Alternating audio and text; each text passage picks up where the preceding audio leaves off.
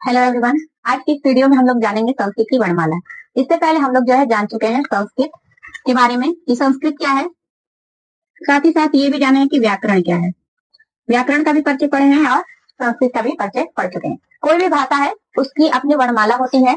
जैसे इंग्लिश है, इंग्लिश में हमारा जो है, इंग्लिश में ए टू जेड पढ़ते हैं हम लोग। क्या पढ़ते हैं? ए टू जेड। ये जो है इंग्लिश की वर्णमाला है, ठीक है। ए टू जेड जो है जिस तरह इंग्लिश की वर्णमाला है, और हिंदी में जैसे हमारा अ से ज्ञ तक, ये क्या है? हिंदी की वर्णमाला है। इसी प्रकार हमारी संस्कृत की भी वर्णमाला है, इसकी संस्कृत की। आज जो है हम लोग इसी के बारे में जानेंगे। तो संस्कृत की वर्णमाला कैसे आई, तो इस पे जो है छोटी सी एक कहानी है कि पाणिनि जो संस्कृत के जन्मदाता कह लीजिए, कौन है? पाणिनि जी हैं। कौन है? पाणिनि जी हैं। इन्होंने क्या किया, ये जो जब अपने गुरु से पढ़ रहे थे तो उन्होंने सब लोग हाथ दिखा रहे थे कि मेरा हाथ देखिए, मेरा हाथ देखिए। तो इन्होंने भी अपना क्या है हाथ दिखाया, पूछा गुरुजी से कि मतलब गुरुजी मेरे पास विद्या है कि नहीं। तो गुरुजी जब देखे उनका हाथ तो बोले कि नहीं, तुम्हारे हाथ में क्या विद्या नहीं है। तो इनको क्या हुआ, बहुत तकलीफ हुई कि मेरे पास जो है विद्या की लाइन नहीं है, या मेरे पास विद्या ग्रहण करने की जो क्षमता है जो मैं चाहता हूँ वो नहीं है। तो इन्होंने क्या किया, इनको मतलब अंदर से जो है हीन भावना फील हुई। जैसे कोई कुछ कह देता तो लग जाता है, तो इनको भी बात लग गई कि मेरे पास विद्या नहीं है। तो इन्होंने क्या किया, शिव जी की तपस्या की। किसकी तपस्या की? शिव जी की। जब शिव जी की इन्होंने तपस्या की, इसलिए कि मैं जो है तेज बन जाऊं, या मैं ऐसा कुछ काम करूं जिससे जो है मेरा नाम हमेशा के लिए क्या हो ना, अमर हो जाए। तो इन्होंने ऐसा किया भी। तो पाणि जी ने शिव जी की पूजा की, और जब शिव जी पाणि जी की तपस्या से खुश हुए, पहले यहाँ लिख लीजिए पाणि, इन्होंने जो है शिव जी की तपस्या की, ठीक। फिर शिव जी जब प्रसन्न हुए, ठीक है, तो इन्होंने क्या किया, डमरू बजाया। क्या बजाया? डमरू बजाया। कितनी बार बजाया? 14 बार बजाया। कितनी बार बजाया? 14 बार बजाया। तो ये जो पाणि जी ने जब शिव जी की तपस्या की, फिर शिव जी जब प्रसन्न हुए तो उन्होंने डमरू बजाया। उस डमरू को कितनी बार बजाया? 14 बार बजाया। तो ये जो 14 बार इन्होंने बजाया, तो इसी को जो है पाणि जी ने संस्कृत, उनको जो समझ में आया उस समय कि 14 बार जो बजा उसमें तो कौन सी ध्वनिया, कौन सी ध्वनि वर्ण जो है निकल के आ रही है, उसको इन्होंने क्या किया, सूत्रों में पिरो दिया। तो हमारा जो आप लोग पढ़े होंगे अ इ उ ण, ठीक है। इसी प्रकार ऋलिक एवं एवोच हैवरट लड़ यमंग रणम जब गढ़ धस कप छट चत तव कप य स स स र ह ल। ये क्या हमारा 14 सूत्रों में हमारा जो है पाणिनि जी ने संस्कृत वर्णमाला दे डाली। जो हमारी आधुनिक संस्कृत है और जो पहले की संस्कृत है, उसके जो निर्माता हैं कौन माने जाते हैं? मूल जो जन्मदाता कह लीजिए कौन माने जाते हैं? पाणिनि जी माने जाते हैं।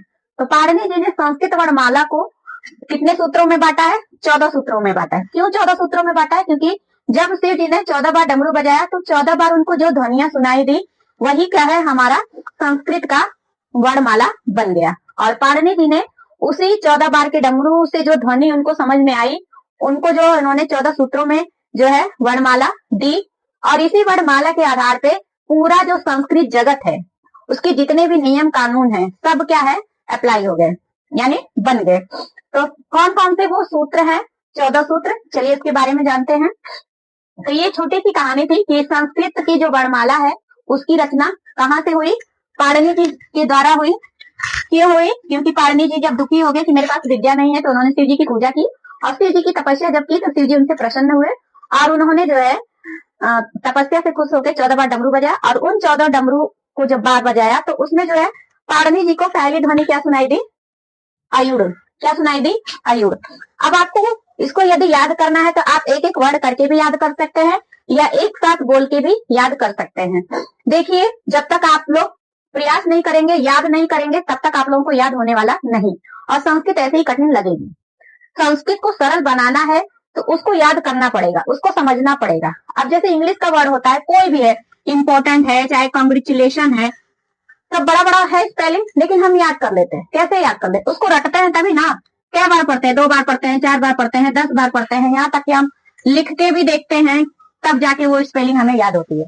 होता है कि नहीं होता है? चाहे हिंदी का वर्ड हो, उसे भी हम शब्दार्थ, वर्ड मीनिंग जब लर्न करते हैं तभी याद होता है। तो संस्कृत के लिए भी हमें उसको पढ़ना पड़ेगा, उसको लर्न करना पड़ेगा। नहीं सीखेंगे, नहीं याद करेंगे तो कहाँ से याद होगा? तो इसको जो है आप लोगों की, हाँ अभी A to Z के हमें तुरंत याद हो गया, नहीं हुआ। हमको क्या है, नर्सरी से, जब से बच्चा बोलना शुरू होता है 3 साल से, तभी से जो है उसको बोलना सिखाने लगते हैं। फॉर एप्पल बी फॉर, घर में अलग पढ़ाया जाता है, और स्कूल में जाता है तो यूकेजी में, नर्सरी में, एलकेजी में, यूकेजी में, उसमें भी रटाया ही जाता है। फर्स्ट तक तो A to Z रटाया ही जाता, तब नहीं याद होता है। क्या उसको आते ही याद हो गया? नहीं याद हुआ। तो इस चीज को भी उसने क्या है, कई बार दोहराया है, ठहराया है, तब जाके याद हुआ है। तो संस्कृत के लिए भी आप लोग 1-2 बार तो प्रयास करेंगे, तभी ना आपको याद होगा। अब उसको पहले देखे कहते नहीं नहीं याद होगा, कठिन होगा। तो माइंड को अपने जो है सेटअप कर लीजिए, कुछ भी कठिन नहीं होता, जब तक चीजें नहीं आती तभी तक कठिन है। तो इसको जो है 2-3 बार पढ़िए, ठीक है। तो चलिए, पहला सूत्र क्या आया था हमारा निकल के, अ ई उ ड़, ठीक है। ये क्या हमारा पहला सूत्र है, किसका? जो हमारा पाणिनि जी ने, यास्क जी ने जब 14 बार डमरू बजाया था, तो उसमें जो पहला उनको ध्वनि सुनाई दिया, क्या दिया? आयुड़। अब इसको नहीं समझ में आ रहा तो आप ऐसे याद करिए, अ ई उ ड़, ठीक है। फिर दूसरा है हमारा रील री क, क्या है? री री क। ये जो है आपको हिंदी में भी देखने को मिलेगा, संस्कृत में भी देखने को मिलेगा।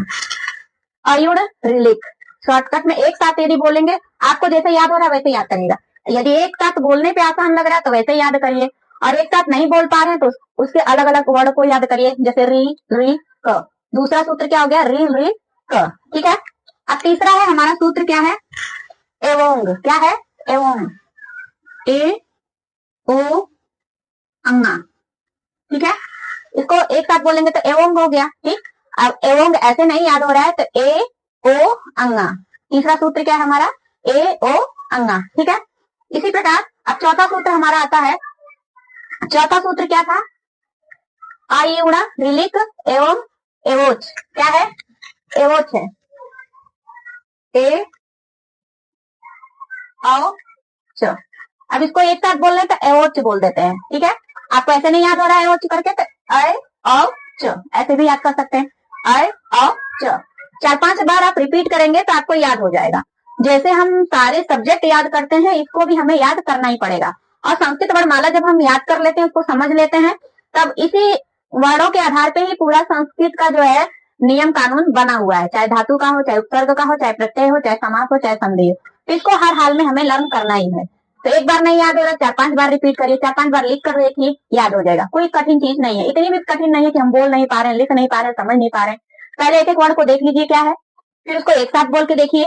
यदि वैसे अच्छा लग रहा तो वैसे याद करिए, वैसे नहीं समझ में आ रहा तो एक एक वर्ड करके याद करिए, ठीक है। तो पहला सूत्र हो गया हमारा अयुड़, दूसरा हो गया रिलेट, तीसरा हो गया एवं, चौथा हो गया एवोच। अब पांचवा हमारा सूत्र क्या आ जाएगा? अयुड़ रिलिक एवं एवोच है वरट, ह य व र ट। पांचवा सूत्र हमारा क्या हो गया? ह य व र ट। अब इसको ऐसे भी बोल सकते हैं, हाय वरट, ठीक है। हाय वरट, ठीक, ऐसे भी कर सकते हैं। छठा सूत्र हमारा क्या हो गया? लड़, क्या हो गया? छठा सूत्र हमारा ल ड़, ठीक है, ल ड़। सातवां सूत्र हमारा क्या हो जाएगा? यमंग रणम, यमंग रणम। ये इसमें क्या है हमारा? यमंग, य म अंगा, ठीक है। यहाँ पे बिंदी रहेगा, अंगा है, ठीक है। य म अंगा ड़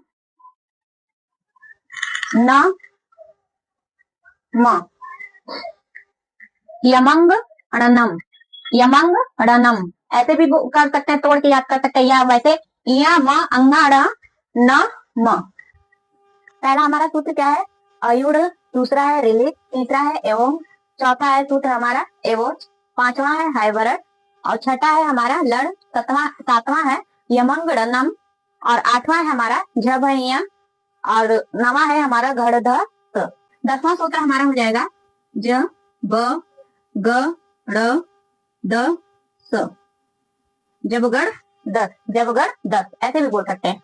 एक एक वर्ड याद करना है तो ज ब ग ड़ द स, इस तरह याद कर सकते हैं, और नहीं तो टुकड़ों में याद कर लीजिए, जब गढ़ 10, ऐसे भी याद कर सकते हैं, या जब गढ़ 10 एक साथ भी बोल सकते हैं, ठीक। अब है हमारा 11वां सूत्र। 11वां सूत्र हमारा क्या है? ख फ ख फ छ थ ख फ छ ठ थ च ट त व, खफ छठ खच त त व, ख है, फिर फ है, फिर छ है, फिर ठ है, फिर थ है, फिर च है, फिर ट है, फिर त है, फिर क्या है, व है। इसको ऐसे पढ़ लीजिए, खफ छठ खच त त, ठीक है, ऐसे पढ़ सकते हैं, या खप छठ खच चट तव। ठीक, ये हमारा क्या हो गया, 11वां सूत्र हो गया। अब हमारा जो है 12वां सूत्र क्या है, क प य, क्या है, क प य, ये हमारा 12वां सूत्र है, क प य। 13वां सूत्र हमारा क्या है, 13वां सूत्र है हमारा श 13वां सूत्र हमारा क्या है, क क ख र। 13वें सूत्र में हमारा तीनों क आता है और र आता है। 14वां सूत्र हमारा क्या है, 14वां हमारा सूत्र है ह ल, ह और ल। ये जो हमारे 14 सूत्र हैं, पहला सूत्र अयुण, दूसरा ऋलिक, तीसरा एवं, चौथा एवोच, पांचवा हाइवरण, छठा ल, सातवां यमंग हड़नम, आठवां झबय, नवा गढ़दस, 10वां है जबगढ़ दस, फिर 11वां है कप छठ चट त व, फिर 12वां है कपय, और 13वां है हमारा शकर स र, ऐसे भी बोल सकते हैं, या एक साथ आपको बोलना है तो एक साथ करके भी बोल सकते हैं। 14वां है हमारा हल, क्या है, ह और ल। ये क्या है, हमारा संस्कृत वर्णमाला का वर्ण है। किसका है, संस्कृत वर्णमाला का वर्ण है। तो ये जो 14 बार डमरू बजाया शिव जी ने, तो उन 14 बार जो है, पहली बार में पहले डमरू में उनको क्या ध्वनि सुनाई दी, आयुड़, ठीक है, तो उन्होंने आयुड़ लिख दिया पाणिनि जी ने। फिर दूसरा डमरू जब उन्होंने बजाया तो उनको क्या सुनाई दिया, रिलिक, तो उन्होंने रिलिक की रचना कर दी। फिर तीसरे डमरू में उनको क्या समझ में आया, एवोंग, तो उन्होंने एवोंग लिख दिया। इसी तरह फिर एवोच, 5वें डमरू में हैवरण, 6ठे डमरू में उनको समझ में आया लड़, 7वें में यमंगड़न्नम, 8वें में झबया, 9वें में गढ़धस, और 10वें में जबगढ़दस, और 11वें में हमारा खापा छटा चटा व 13वें में 12वें में कपय, 13वें में सर, और 14वें में हल। तो ये क्या है, हमारा संस्कृत वर्णमाला का जो है वर्ण है। किसका है, संस्कृत वर्णमाला का। जैसे इंग्लिश का हमारा ABCDEFGHIJKLMNOPQRST UVWXYZ है वर्णमाला, जिसको इंग्लिश में हम अल्फाबेट बोलते हैं, उसी तरह ये जो संस्कृत की वर्णमाला है 14 सूत्रों में बटी है, और इन्हीं 14 सूत्रों के वर्णों की सहायता से पूरा जो संस्कृत है उसका निर्माण हो रखा है। और किसने किया, पाणिनि जी ने किया। किसने किया, पाणिनि जी ने किया। और आधुनिक संस्कृत के जो जन्मदाता हैं वो पाणिनि जी को ही माना जाता है। पाणिनि जी ने शुरुआत की, फिर कात्यायन और पतंजलि जी ने जो है उसमें जो भी कमी बेसी रह गई थी उसको पूरा किया। तो यानी त्रिमुनि आपसे भी प्रश्न बनता है तो उसे भी आप लोग जान लीजिए कि त्रिमुनि में हमारा पहले पाणिनि जी आते हैं, फिर कात्यायन और फिर पतंजलि। तीनों ने मिलकर संस्कृत को जो है एक नया रूप दिया, और संस्कृत की जो रचना है शुद्ध परिष्कृत से करते हुए उसको जो है सुसंगठित सरल भाषा में भी बनाया। तो यानी हमारा जब भी संस्कृत के त्रिमुनि पूछा जाएगा, त्रिमुनि, तो हम क्या क्या बताएंगे, पाणिनि, कात्यायन, पतंजलि। इन तीनों लोगों का जो है आधुनिक संस्कृत का जो निर्माण हुआ है, इन तीनों लोगों का बहुत सारा योगदान है। इन तीनों लोगों ने, पाणिनि जी ने तो शुरुआती रचना कर दी, फिर उसमें जो भी कमी बेसी हुई, बाद में जो कात्यायन आए, फिर उसके बाद पतंजलि जी आए, उन लोगों को जहां भी लगा कि ये चीज गलत है, ये चीज सही है, ये नहीं डाला गया है, ये चीज जरूरी है, तो उसको जो है उन्होंने अपना अपना मत दिया। और संस्कृत जो आज हम पढ़ते हैं वो जो है उसका शुद्ध रूप हमें इन्हीं 3 लोगों के आधार पे ही पढ़ा जाता है, और संस्कृत जो मजबूत बनी है इन्हीं 3 लोगों के मत के अनुसार ही है। अब है, तो ये तो है हमारा संस्कृत की वर्णमाला। तो संस्कृत वर्णमाला से क्या क्या प्रश्न बनता है वो भी जान लीजिए कि संस्कृत वर्णमाला की रचना किसने की, पाणिनि जी ने की। किसने की, पाणिनि जी ने की। और संस्कृत वर्णमाला जो है कितने सूत्रों में बटी है, तो संस्कृत वर्णमाला जो है हमारी 14 सूत्रों में बटी हुई है। तो ये जो 14 सूत्र हैं, अयुड़, ऋलिक, एवोंग, एवोच, हैवरट, लड़, यमंग, गणनम, झबय, गढ़दस, जबगढ़दस, खप छट च तव, कपय, ससर, हल, ये जो 14 सूत्र हैं इसमें जितने भी वर्ण हैं सब क्या है, संस्कृत वर्णमाला के वर्ण हैं। किसके वर्ण हैं, संस्कृत वर्णमाला के वर्ण हैं। तो इस संस्कृत वर्णमाला को हमें जो है 6 लेवल में जब हम जाते हैं यहाँ तक कि 6, 7, 8 में भी हिंदी बेस पे हमें संस्कृत की वर्णमाला देखने को मिलती है, अ आ इ उ करके।